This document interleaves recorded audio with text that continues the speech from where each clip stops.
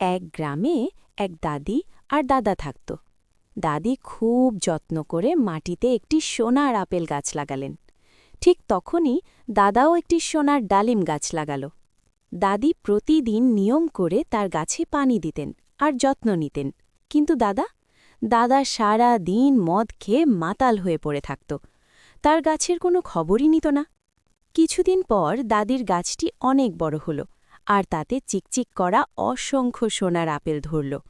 কিন্তু অযত্নে দাদার গাছটি একদম শুকিয়ে মরে গেল। নিজের গাছ মরে যাওয়ায় দাদার রাগে অন্ধ হয়ে গেল।